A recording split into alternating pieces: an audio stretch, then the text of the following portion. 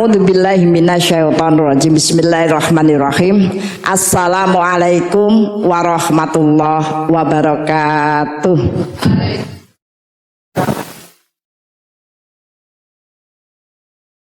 Alhamdulillahirabbil alamin. Asyhadu alla ilaha illallah wa asyhadu anna Muhammadan abduhu wa rasuluh. Allahumma sholli ala sayyidina Muhammad wa ala ali sayyidina Muhammad. Asbahna wa asbahal mulku lillah walhamdulillah la syarikalah la ilaha illa huwa wa ilaihin nusur. Asbahna ala fitratil Islam wa kalimatil ikhlas wa ala dini nabiyina Muhammadin sallallahu alaihi wasallam wa ala millati abina Ibrahim hanifa wa ma kana minal musyrikin. Allahumma inni asbahtu minka fi ni'matin wa afiatin wa sitrin fatimma alayya ni'mataka wa afiataka wa sitraka fid dunya wal akhirah. Amma ba'd. Ibu-ibu rahimakumullah, alhamdulillah Allah memberikan tambahan kesempatan kepada kita sampai pada hari ini. Mudah-mudahan hari-hari kita yang selanjutnya menjadi hari-hari yang kita bisa menuliskan ya amal-amal yang lebih baik. Ibu-ibu rahimakumullah, alhamdulillah kita sudah akan memasuki bulan Rajab ya, bulan Rajab. Walaupun ada yang ya Allah wis meh poso, malah ono sing ngomong ya Allah wis meh bodoh, ini bodoh suwi. Terus blonjo kain masalah ya, karena penjahitnya sudah kebak. Nah ibu-ibu rahimakumullah, ketika Allah kembali mempertemukan kita dengan bulan haram yang pertama yaitu bulan Rajab, maka Allah kepingin mengingatkan kepada kita agar kita selalu memperhatikan dan mengevaluasi nilai amal ya. Maka kita akan sampaikan ya, meningkatkan nilai amal, meningkatkan nilai amal, meningkatkan nilai amal. Kenapa?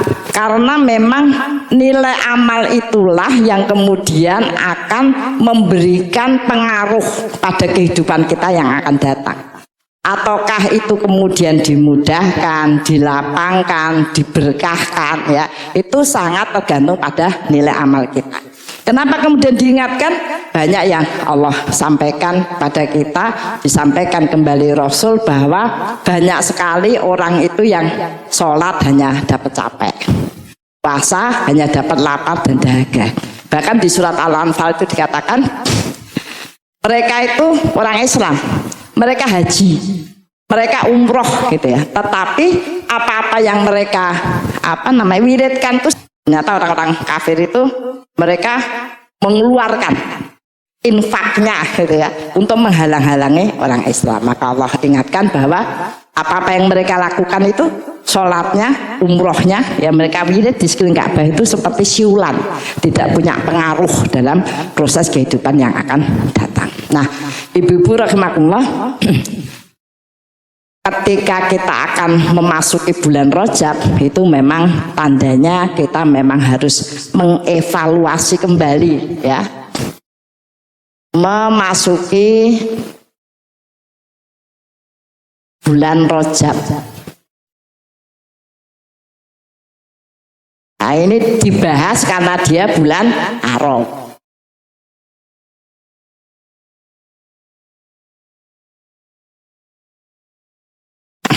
Masuki bulan Rajab atau bulan haram ya adalah bagian kesempatan untuk memperbaiki garis-garis kehidupan.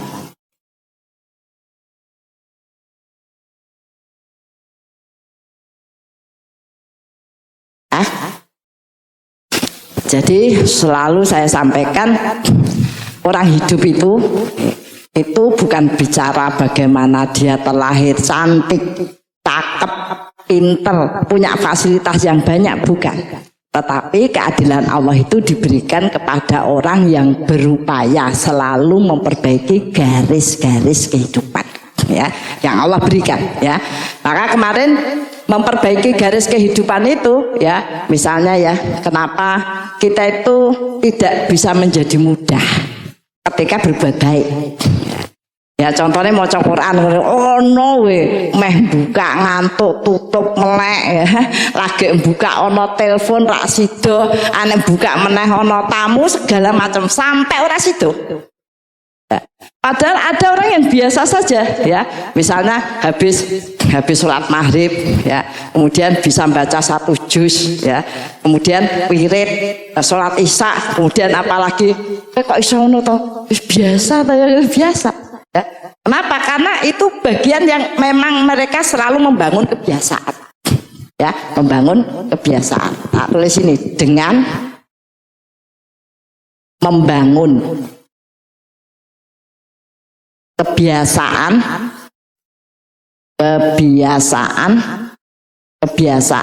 yang baik.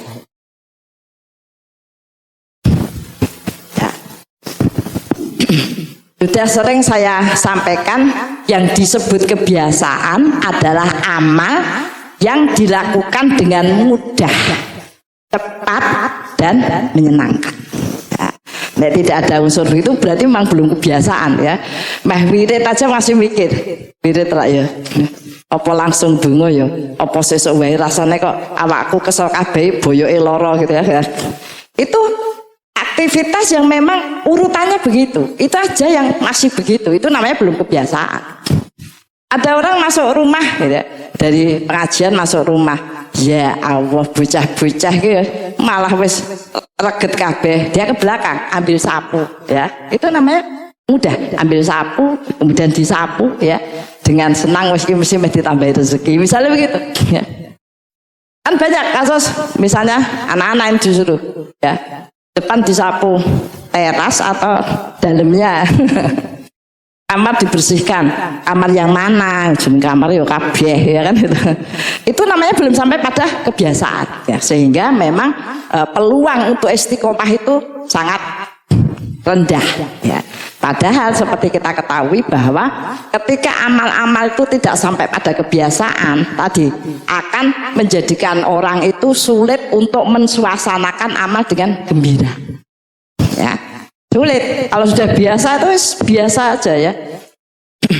Kayak ada ibu-ibu tuh dari Genuk sana, Genuk Demak itu, dodolannya yang pasar Sampangan gitu. Dodol udang, dodol itu. Nah, saya ketemu ketika saya mau ngisi ke Genuk pakai angkot ya. Seawan ambune lak karo-karoan. Lho, dalamnya pun timbah Genuk. Lah, dodolane teng pasar Sampangan, ya. Paduh mun to, Mbah. Lah pripun garis rezekine wis ngono wis kek ben. Ya wis ra apa-apa, ya. Yang penting apa namanya? Halal. Ya, berkah gitu aja, ya. Itu setiap hari, ya, setiap hari dia lakukan, tapi memang sudah menjadi kebiasaan, jadi bagi dia itu hal-hal yang ringan. Kalau belum, ya makanya kita tuh umat Islam nih, umat Islam yang sering kita sampaikan, bagian yang sangat mencirikan apakah kita itu nanti masuk klasifikasi orang yang berkualitas, itu adalah dekat dengan Quran. Faktanya banyak sekali umat Islam itu bahkan yang belum pernah khatam. Dong kandele wis sakmono, uripe iki wis 40 tahun. Kenapa ya tadi? Tidak berpikir, ya, tidak berpikir tentang nilai amal. Coba ya kita bayangkan. Kita tuh sekolah ya. Tasnya baru, bukunya baru, sepatunya baru, kaos kaki baru, itu nggak ada hubungannya dengan nilai, iya kan? Padahal di sekolah itu yang dicari nilai. Kenapa dia harus belajar? Kenapa harus sungguh-sungguh agar nilainya bagus? Kita juga begitu. Hidup itu kita berkonsentrasi pada nilai amal.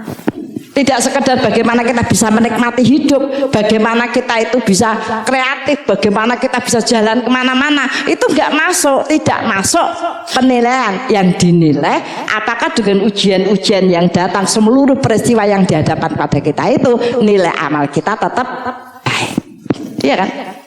Jadi misalnya kita berhadapan dengan suami yang galak atau kasar gitu ya, kita kan tidak berdiskusi, kita tidak diperintahkan berdiskusi. Oh piye ya bojoku kok kaya ngono, piye carane ndek ora kasar, tidak. Kita tuh tidak diperintahkan berdiskusi begitu, kita diperintahkan menghadapi dulu dengan benar agar nilai amal kita itu menjadi baik. Karena nilai amal kita itu yang akan membantu turunnya rahmat. Nah digeremengi terus itu nggak ada hubungannya, ya kan? Tapi seolah-olah kan kita harus begitu, ya kita harus begitu menghadapi anak kudu pinter. Sing nguduk itu sapa, ya? Bagaimana kita tuh punya peran sebagai orang tua agar menurunkan rahmat yang besar, agar kemudian menjadikan sebab jalan-jalan kehidupan itu menjadi mudah. Bahkan perlu dipahami bagaimana proses kehidupan anak ya sebelum nikah itu 99% masih tergantung kepada garis orang tuanya. Ya, jadi itu yang dinilai itu itunya ya. Kadang-kadang kita itu menilai persoalan itu dari tuntutan kita ya. Kok ndak begini misalnya ya, ini nanti kita bicara tentang rojab. Wah, aku rojab meh maca Quran sehari 2 juz misalnya. Tapi gangguannya banyak ya. Maka yang dipanggil suaminya lah, yang anaknya lah, yang tetangga, maka kemudian kita emosi ya. Bu, apa sih Pak, ya Allah ya. Mangsaku gelar berbuat baik kok angele gitu, ya. Nah itu yang diperingatkan. Maka di bulan haram itu Allah memberitahukan bahwa nilai amal yang tinggi, nilai amal yang tinggi adalah beramal baik sambil menekan munculnya kejelekan. Beramal baik sambil menekan munculnya kejelekan. Biar amalnya itu benar-benar bersih, biar nilai amalnya itu benar-benar berkualitas. Gitu. Kenapa? Karena Allah tidak akan menitipkan ya, karena banyak sekali kemarin saya sampaikan di YouTube itu salah satu penghalang orang itu sampai pada kualitas amal itu adalah tergesa-gesa, pengen mendapatkan hasil, kepengen mencari jalan yang paling pendek, ya. Kemudian merasa bosan terhadap amal-amal yang dilakukan karena tidak terlihat hasilnya ya, dan lain sebagainya. Maka diingatkan ketika di bulan haram itu kita disuruh merubah cara berpikir kita, merubah pola amal kita sehingga mendapatkan bagian kebiasaan beramal baik yang mempunyai nilai yang tinggi gitu. Jadi karena mudah memang orang beramal baik tanpa memperhatikan kejelekan itu, karena bareng ya kan, bareng ngaji ya, terus ngerasani ya, itu kan agak ngaji di bel koncone, wes ngerti berita terbaru ora, ijik urang long lembar mengko hebate masalah kayak udah selesai. Ternyata kita punya keinginan gak bisa menekan, kita punya apa wah ngerasani sak jam, itu namanya bakbu. Iya kan? Bakbu. Ya, bakbu toh. Kebaikan dikira loh, tapi kan tetap ditulis kebaikan. Enggak, itu diberitahukan jangan sampai apa-apa yang kamu lakukan tuh bakbu. Karena ternyata nanti merasa banyak hal yang sudah kita lakukan, fakta yang akan dilihat tuh semakin hari semakin sulit berbuat baik. Enggak dimudahkan ya, enggak dimudahkan. Nah itu tadi bagian yang kadang-kadang kita tidak. Nah sekarang itu repotnya lebih tajam lagi. Orang omong mbek koncone ya tapi nulis di Facebook. Aku tidak mengira akhirnya kau begitu. Iya kan? Apa ki? Apakah sebenarnya kamu mencintaiku? Ya. Macam-macam ya kan? Itu sama saja ya, menimbulkan prasangka yang macam-macam. Ya, menimbulkan prasangka yang macam-macam. Sehingga kemudian tidak konsentrasi ya, tidak konsentrasi pada amal. Taruhlah sampai hal yang berat ya, saya sampaikan diri mungkin belum keluar ya. Orang dolim itu akan dibalas dengan orang dolim juga. Jadi kita tidak perlu memikirkan sedemikian rupa, mencari cara ya, untuk membalas, untuk mengadakan perhitungan ya. Lalu apa yang harus kita kerjakan? Tingkatkan nilai amalmu sehingga merupakan kekuatan yang kita kemudian tidak terhempas oleh kedoliman siapapun yang melakukan. Gimana caranya saya menghindar? Sudah tidak usah ya. Demikian juga orang kafir. Orang kafir itu akan dihancurkan oleh orang kafir juga. Jadi kita sampai orang beramal bermikir ke piye carane gitu ya. Itu tidak penting. Itu namanya gagal fokus. Kita memang terus disuruh baik, nggak ada hubungannya. Ya. Maka sampai misalnya begini, kasus ya tadi tentang nilai tadi. Sekarang banyak saya singgung karena banyaknya masalah yang terjadi di sekitar sini. Yaitu apa? Perselingkuhan. Ada seorang laki-laki itu yang sekarang malah tidak laki-laki toh, perempuan juga selingkuh ya. Saya nangani begitu ya sampai heran, sedemikian rusaknya dunia itu ya. Nah dia kan orang-orang itu berusaha untuk mencari atau menikmati sesuatu ya tersembunyi ya, tersembunyi tidak kelihatan. Dapat dipikir Allah itu tidur kan tidak, Allah tetap melihat. Maka di rumah dia tampak baik, ya dengan kebaikan. Cuma saja kalau kemudian seseorang yang sudah keluarga itu berzina, maka Allah akan memberikan kepadanya muka yang hitam. Muka hitam itu bisa dilihat oleh seluruh penduduk langit dan bumi kecuali manusia. Ya, sehingga dia merasa aman saja di sana. Dulu sudah saya sampaikan tentang aura, ya, tentang aura manusia. Aura orang yang baik yang bisa dilihat oleh seluruh penduduk langit dan bumi itu adalah putih kebiruan memancar. Jadi pohon-pohon, angin semua yang ada di langit dan bumi itu tahu bahwa dia orang baik karena auranya. Kalau orang itu tergoda, terpaling, auranya menjadi merah. Ya, sehingga setan akan mengatakan masuk, serbu gitu. Kalau hitam itu sudah akan dipakai setan menjadi sebab ya terpancarnya energi negatif sampai dia meninggal. Ya, seberat itu. Tetapi orang gampang kayak seperti itu. Maka saya terpaksa harus bicara karena memang setelah saya banyak bicara begitu ya memang terjadi banyak goncangan. Tapi itu memang harus dibahas karena itu sesuatu yang sangat berat dan sekarang dilakukan dengan ringan. Ada yang bertanya, Bu, kalau begitu, kalau dia sudah selingkuh kemudian sudah zina, berarti nikah saja, lagi tambah ireng ketemu ireng. Ya, kan itu ketemu itu. Maka di dalam Islam orang yang berzina itu dirajam sampai mati. Kenapa? Agar maksiatnya tidak tersebar kemana-mana. Nah, itu sebenarnya itu.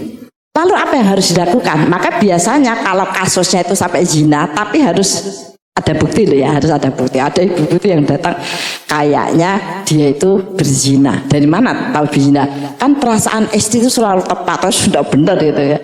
Kalau sampai kita menuduh berzina tetapi tidak, maka bagian laknatnya masuk ke kita. Ya, jadi hati-hati. Ya, hati-hati karena itu berat, maka Allah harus memberikan keadilan sampai seteliti. Nah, makanya ketika kemudian ada suami yang ternyata kasusnya berzina, biasanya saya suruh minta kumpul keluarga. Bilang kepada bapakmu sebagai wali, akhirnya gimana? Apa harus cerai? Enggak juga. Tetapi si istri harus tahu bahwa itu menjadi bagian yang akan memancarkan energi negatif. Sehingga seorang istri yang kemudian bersabar, maka dia harus menurunkan rahmat yang besar agar energi negatif itu tidak masuk. Ya, tidak masuk. Ada beberapa kasus yang terjadi itu ya. Satunya di Salatiga. Ada suami itu yang suka selingkuh, bahkan ya mungkin sudah berzina sana kemari. Diketahui istrinya tetap maunya sabar, sudah tidak bilang sama keluarganya. Tapi akhirnya istrinya itu kena penyakit, ya, kena penyakit. Nah, bahasa kita kan orang kena penyakit kan tak diketahui. Itu kena penyakit itu teknis fisik ya.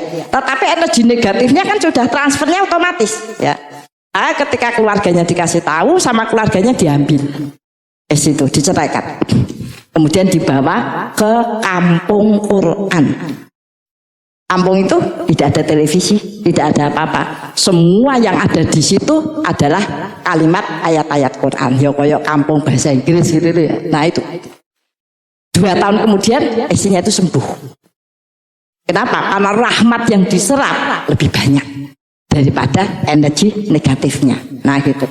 Dengan kata lain, kalau suami itu kemudian ternyata sudah terkena zina, suami juga harus menyadari dia tetap berbuat baik, tetapi dia tidak boleh terlalu banyak di rumah.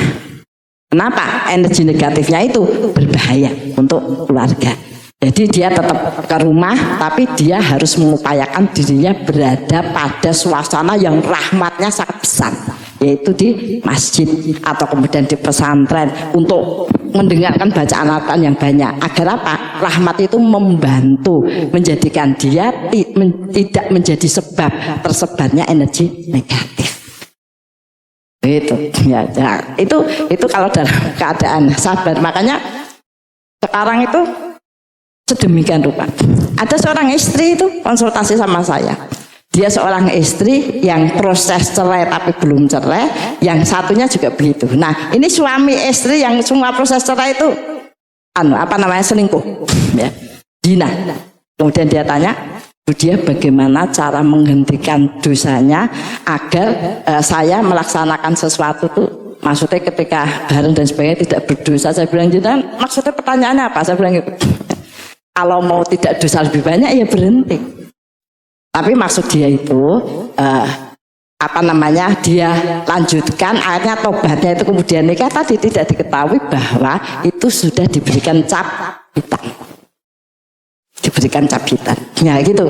Maka Allah itu kepingin kita itu tidak mendapatkan noda, sehingga disuruh berhati-hati pada amal-amal kita. Karena sekarang itu memang efek media. Kita itu terjebak pada efek media. Ya. Pengen dadi muslimah sing ketok cerdas, ketok pinter, ketok khusyuk. Ning aslinya ora khusyuk. Itu banyak sekali ya, banyak hal yang kemudian bukan apa-apa. Saya hanya mengingatkan bahwa itu sangat merugikan. Ya, maka kemarin kita sampaikan apa yang harus kita lakukan dalam kehidupan sehari-hari, yaitu membangun.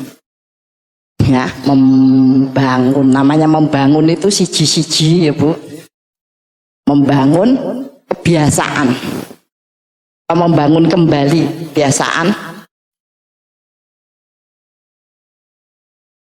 membangun kembali kebiasaan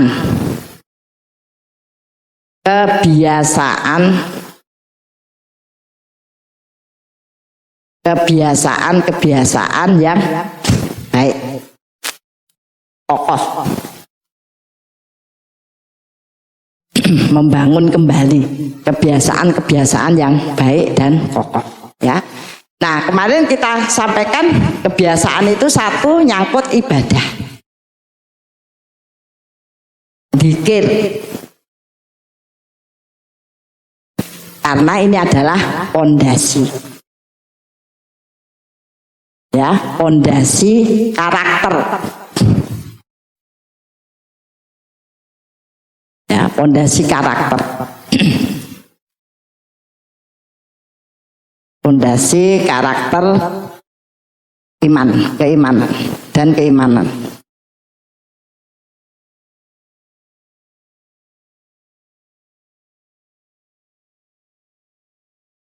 pondasi ya Bu.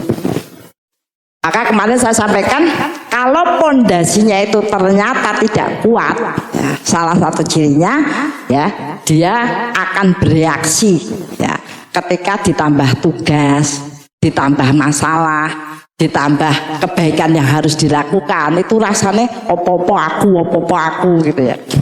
Kita itu tidak suka, langsung burung lakon itu langsung merasa sangat capek. Nanti apalagi yang harus dilakukan? Kenapa aku yang selalu disuruh berbuat baik? Kenapa tidak mereka ya dan sebagainya. Nah, ketika ada tanda-tanda begitu, itu berarti pondasinya tidak kuat. Kenapa? Karena orang yang beribadah, orang yang dzikir ya, itu dia merasa bersyukur ya, sumringah ketika diberi tambahan kebaikan. Itu yang disebut keberkahan, ziyadatul khair. Nah, memang yang dimaksudkan tambahan kebaikan itu kalau bahasa buminya tambah tugas. Ya, tambah tugas. Kenapa orang itu pengajian? Kan nyari tugas. Ini kan dikasih tugas malah dikerjakan. Orang ngaji itu nyari tugas Ibu. Gendeleng ke tugas-tugasnya. Kan gitu, ya. Ajine ku ngopo? Ora ngopo-ngopo. Kowe lingguh ngrungokke tok terus mulih ya aku nek kaya ngono gelem. Ya. Nek kemudian ada tugas, ada yang tambah ngono. Lah nek carane ngono ki yo ngaji malah tambah mumet.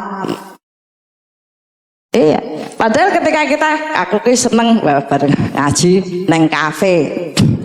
Nah, kemudian kita seneng-seneng dia itu babuk ya, menghapus ya amal-amal kita. Maka kita memang harus membiasakan ya pondasi. Ini akan kelihatan benarkah dia itu orang yang khusyuk, benarkah dia orang yang berniat baik, benarkah dia orang yang cari berkah. Ditambah. Makanya hati-hati, doakan ya Bu, kehidupan saya berkah. Benar saya bilang itu tugasnya banyak loh orang yang hidupnya berkah ya kan. Maksud saya ya tidak seperti itu Bu. Lah apa maksudnya tambah duit ya? Sampai dikatakan keberkahan dalam bahasan uang yaitu dihitung dari banyaknya yang keluar, bukan banyaknya yang masuk. Keberkahan dalam bentuk fisik itu banyaknya yang bisa dikerjakan, bukan setelah kemudian dia punya fisik sehat bagus kemudian istirahat jalan-jalan, enggak ya. Nah, itu bagian yang harus kita pahami. Ternyata untuk aktif ya berpikir bagaimana punya kreativitas kebaikan, berpikir bagaimana kita itu punya banyak cara untuk melakukan amal ya, bagaimana kita itu bisa mengeluarkan banyak rezeki agar punya banyak kebaikan ya, itu ternyata butuh ibadah dan zikir yang baik. Ya, karena kalau tidak kita tidak mengingat bahwa hidup itu untuk itu. Ya. Jadi berapa harta yang kita miliki itu sebanyak harta yang kita keluarkan, ya. Nah, jadi apa yang harus kita tinjau dari ibadah dan zikir? Ya, yang pertama sholat wajib. Nanti di sholat wajib. Sholat wajib. Ya, kita berusaha untuk di awal waktu. Ya. Kalau kepengen mendapat momentum ya sholatlah ya ketika adzan segera berwudu, dengarkan adzan kemudian sholat 2 rakaat dan berdoa ijabah ya. Nah kemudian kita qomat kemudian sholat ya kan. Nah itu upayakan dulu kita bersiap hari-hari ini agar nanti di bulan Rajab dimulai tanggal 13 Januari. Itu kita sudah punya sedikit kebiasaan ke sana ya. Nah, kenapa? Karena di bulan Rajab kita dilipatkan kebaikannya 10 kali lipat.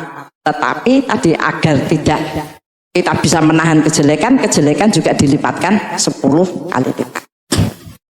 Saya ingatkan kembali, banyak sekali orang yang terlihat baik tetapi banyak ujiannya. Salah satunya tidak hati-hati di bulan Rajab. Ya, memang bulan Rajab itu tidak sekedar manusia, setan seneng ya. Setan seneng karena goda sedikit aja ono wong sing bulan Rajab itu gampang nesu. Ya karena tadi poso gitu. Bulan Rajab itu salah satu amalan yang diandalkan puasa. Kenapa? Melatih puasa Ramadan. Orang yang puasa, saya ingatkan kembali, orang yang puasa itu orang yang paling seger otaknya, ya, sehingga akan menjadikan dia itu sumringah. Memang jangan memakai tenaga yang banyak, ya. Nah, tenaganya berkurang. Cuma ya tadi ada sisa lemak, sisa asam urat, sisa gula, itu semua terolah dengan baik. Nah, sehingga orang puasa itu dia sumringah dan amal-amalan ini bertambah. Kalau puasa menyebabkan kita itu nesu, ya, gelap wajahnya itu menyebabkan kita tidak berseri dan merasa lemes, tidak berbuat sesuatu, gampang marah, jangan puasa. Kenapa? Karena puasa yang seperti itu akan merusak Ramadan kita. Akan merusak Ramadan. Nanti Ramadan ngono juga karena kulina puasa dengan begitu. Ya kan? Nah, itu jadi tadi bagian sholat wajib itu diperbaiki, ya. Saya ingat cucu saya gayanya itu, ayo sholat, wah, dia baca lam ya kuni nanti, saya tak tutup dari belakang, saya bilang baca yang pendek-pendek karena adiknya kan apa namanya ikut, ya, adiknya ikut apa namanya makmum gitu. Terus maka saya bilang baca surat yang pendek, saya bilang gitu, karena memang belum saatnya. Maka ketika baca surat yang panjang tak video, ya. Sini di video baca surat panjang, sangat dia. Tapi kalau pas sholat ya memang belum jatahnya panjang. Jadi nek disuruh baca yang panjang, oh saingi mami ina atau ina ya. Aku nus ribut diwe, adike, sodok kan ya. Nah. Kita juga boleh begitu, maksudnya agar sholat itu bisa dinikmati, semakin mengerti, boleh kita baca surat-surat yang pendek dan dibaca tafsirnya, ya, agar menjadi lebih. Nah, sholat wajib. Kemudian sholat sunnah. Ini nanti dievaluasi, dipantau. Sholat sunnah itu yang pertama rawatib.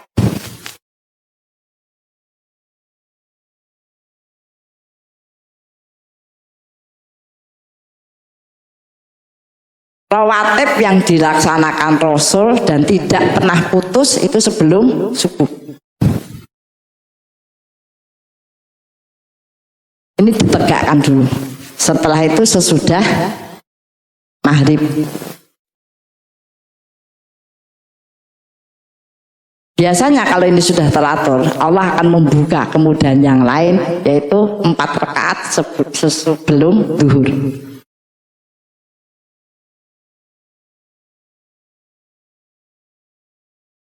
Karena yang ini membuka langit. 4 rakaat sebelum zuhur itu membuka langit. Tapi orang-orang sekarang itu gitu, oh berarti langsung kuwi wae, ya. Karena dapat fadilah besar. Itu biasanya tidak diizinkan. Ya kalau toh pernah sekali 2 kali. Karena Allah melihat dia belum menjadi orang yang kokoh.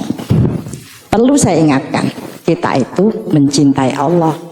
Jadi perlu melihat apa-apa yang Allah suka. Kadang-kadang ternyata kita beramal itu karena kita mencintai diri kita sendiri. Jadi kemudian arpe dewi.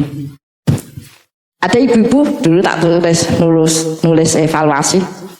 Sholat sunnah apa saja yang dikerjakan, semua rawatib ditulis kecuali sebelum subuh. Ya. Saya bilang gini, ini jiran tuh tidak ngerti ilmu nih. Apa sempate kuwi jenenge kuwi sholat sunnah sak sempate. Tidak melihat bagaimana kesukaan Allah terhadap kaidah itu. Gitu loh, Bu. Ya, makanya kita itu sama keluarga. Kita merasa kita itu mencintai keluarga. Tapi ternyata saya dipikir awake dhewe, itu namanya mencintai diri sendiri. Banyak seorang istri yang sebenarnya suami saya itu ya cinta sama saya, tapi kadang-kadang ya begitu. Itu namanya tidak cinta pada keluarga, cinta diri sendiri. Kita begitu kadang-kadang. Urusan-urusan pribadi kita merasa jauh lebih penting dibandingkan apa-apa yang dicintai oleh, ya, sehingga kecintaan kita pada diri sendiri itu sangat kuat, ya. Sehingga kemudian tersinggung, ada orang suruh membaca 1 hari 1 juz. Kenapa harus begitu lah Mbok? Nggak usah kasih batasan kayak gitu tuh. Nah, menurutku tuh malah nggak enak ya misalnya. Padahal apa-apa yang dia kerjakan itu banyak sekali. Apa-apa yang dia kerjakan tuh bisa banyak sekali. Ya, namanya begitu. Kita juga begitu. Dulu kasus-kasus itu terjadi di banyak laki-laki. Ya, laki-laki itu biasanya lebih banyak memperhatikan dirinya. Cintanya kepada dirinya itu kadang-kadang melebihi. Kecuali orang yang cinta pada Allah, maka Allah akan berikan kepadanya kecintaan kepada keluarga. Sekarang banyak wanitanya yang mencintai diri sendiri, ya, satu proses wajah, ya kan, itu sampai akhirnya kudu poso, ya karena skincare-nya naik, ya, skincare. Akhirnya wis ngene wae jualan wae, jadi kan itu berarti ya tetap bayar, ya kan. Nah, belum pakaian, belum rileks. Aku tuh nek seminggu ora metu, ora jalan-jalan rasanya mumet, aku malah kudu ngamuk. Kata suaminya, wis kono kan gitu ya.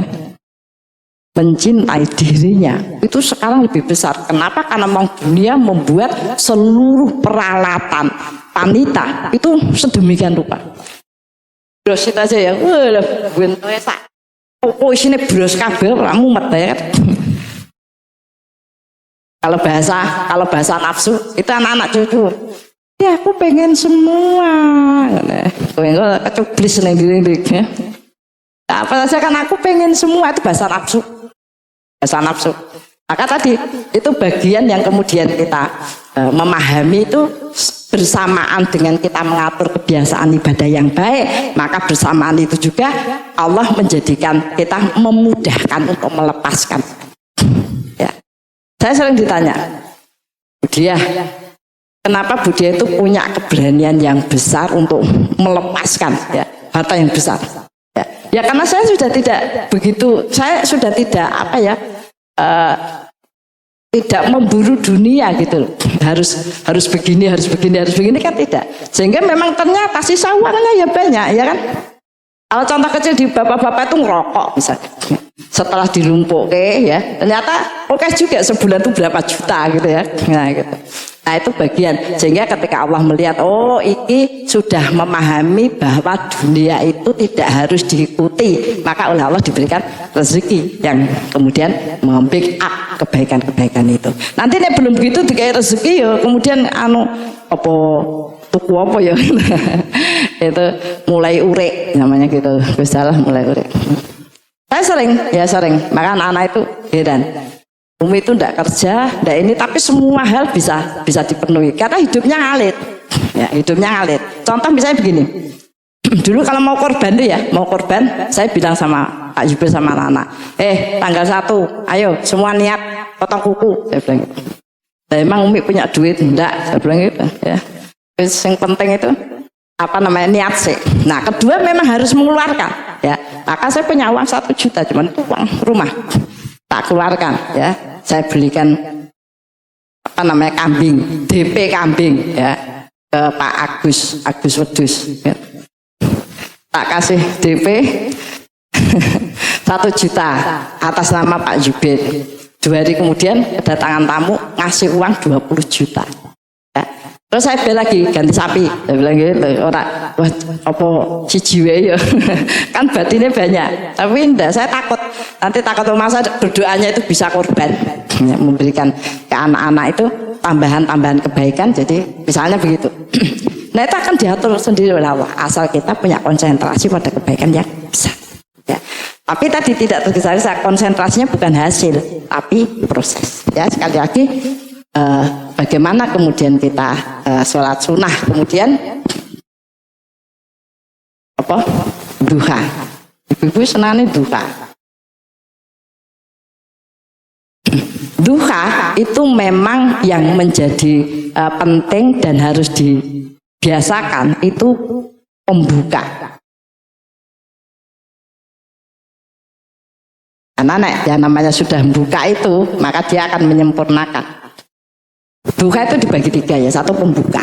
Pembuka itu berarti setelah matahari naik. Ustadz Abu Somad mengatakan, kalau kamu kepengen tahu apakah kamu sudah bisa sholat duha apa belum, perhatikan waktu maghrib. Maghribnya sekarang jam berapa? Jam 6 ya, jam 6 kurang 1 menit. Nah, itu berarti nek wis jam 6 pagi ditambah 1/4 sudah boleh duha gitu. Kalau dulu maghribnya setengah 6, berarti setengah 6 pagi ditambah 1/4 sudah boleh duha awal. Duha awal ini pengganti sholat suruk. Sholat suruk itu dilakukan di masjid. Jadi sholat subuh di masjid, berdiam di sana baca Quran, zikir sampai kemudian matahari naik, kemudian sholat 2 rakaat, itu namanya sholat suruk. Tidak boleh di rumah. Sholat di rumah tidak dinamai sholat suruk, tapi pembuka ya 2 rakaat, 2 rakaat. Nah nanti sholat duha itu yang apa namanya yang paling afdol itu justru ketika matahari naik. Jadi jam 10, setengah 11, jam 11 itu dilanjutkan kembali, gitu ya. Nah, karena ini kebiasaan dan saya mengacu pada orang itu ya, khusus umat Muhammad, Rasulullah Shallallahu Alaihi Wasallam diberi keleluasaan sama Allah bahwa dia setiap hari akan ditambah. Jadi ibu, orang itu semua sudah digariskan rezekinya berapa, umurnya berapa ya kan, kemudahan, keberkahan. Tetapi umat Muhammad Rasulullah Shallallahu Alaihi Wasallam diberi keluasan yaitu akan ditambah setiap harinya sebesar amal-amal pagi, sehingga yang saya ambil pagi. Amal-amal pagi biasakan, jangan sampai lepas amal-amal pagimu, tanaman-tanaman pagimu. Saya begitu Bu, moco Ar-Rahman Al-Waqiah itu kadang-kadang kesel, biasa itu saya kesel. Padahal Bu, yang namanya diberi kenikmatan itu baru akan diberikan setelah lewat bosan.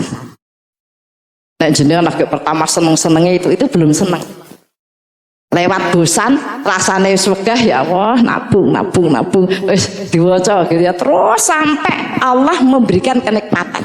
Sekali lagi, kenikmatan untuk beramal itu diberikan setelah masa bosan.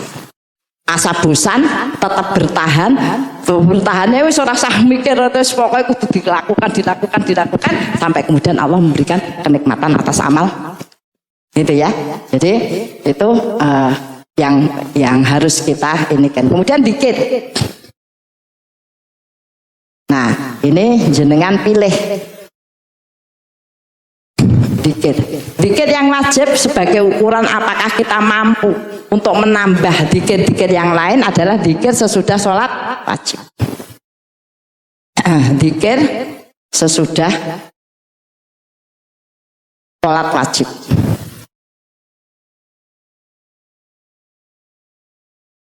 Dikir sesudah sholat wajib. Itu penting. Kenapa dijadikan ukuran? Kenapa? Karena mudahnya. Sing mudah wae ora iso istiqomah, ora iso menikmati, ora iso apik, iso ngimpi yang macam-macam. Arep nambah Bu, kalau saya nambah dikir wirid surah Yasin 21 kali boleh Bu, boleh. Saya bilang gitu.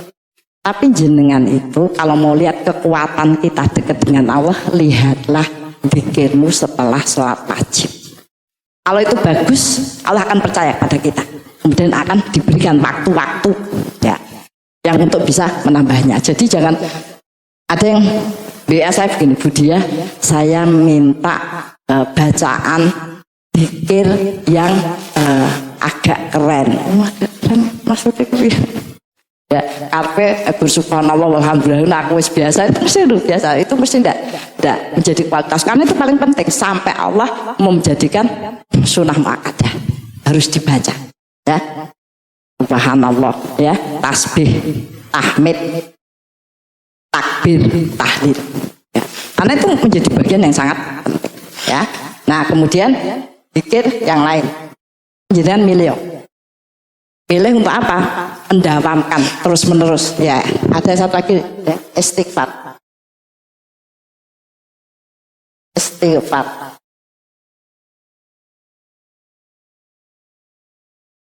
Sampai seneng istighfar, orang bisa istighfar yang banyak, seneng istighfar, dan akan dijamin hidupnya dengan istighfar itu. yang semua gampang Bu, ini semua gampang. Makanya kalau sampai tidak dikerjakan, itu biasanya orang itu punya tuntutan dunia yang lebih besar. Ini yang membuka garis-garis kebaikan. Ya, nah itu bagian yang perlu kita perhatikan ya Bu. Kita lanjutkan besok sudah jam 9. Mudah-mudahan hari-hari kita, sekali lagi hari-hari kita itu mulai dilatih, dicatat ya. Syukur saya nanti bisa memberikan evaluasi ya Bu untuk dicentang agar Rajab itu kita benar-benar bisa mendapatkan ya bagian lipatan yang besar. Nanti akan kita lihat nilai Rajab kita pada Sa'ban. Sa'ban kita bertambah kebaikan. Tapi memang kondisi itu akan kita dapatkan kalau kita mulai menekan urusan-urusan dunia. Urusan-urusan dunia, sehingga menjadikan kita pun dimudahkan dan dilapangkan. Begitu barangkali Ibu yang bisa saya sampaikan. Mudah-mudahan akan memberikan semangat ya, kemudahan, kelapangan dalam memproses ya bulan haram di bulan Rajab. Mari kita akhiri dengan doa dan penutup majelis. Ilahadiniyah wa firidhoilah bi barakatil Fatihah. A'udzu billahi minasyaitonir rajim. Bismillahirrahmanirrahim. Alhamdulillahi rabbil alamin. Arrahmanirrahim. Maliki yaumiddin. Iyyaka na'budu wa iyyaka nasta'in. Ihdinas siratal mustaqim. Siratal ladzina an'amta 'alaihim ghairil maghdubi 'alaihim waladdallin. Bismillahirrahmanirrahim. Alhamdulillahirabbil alamin. Hamdas syakirin, hamdan na'imin, hamdan yuafi ni'amahu wa yukaffi'u mazidah. Rabbana lakal hamdu kama yanbaghi li jalali wajhika wa 'azimi sultanik. Raditu billahi robba wa bil islami dina wa bi muhammadin nabiyya wa rasulah.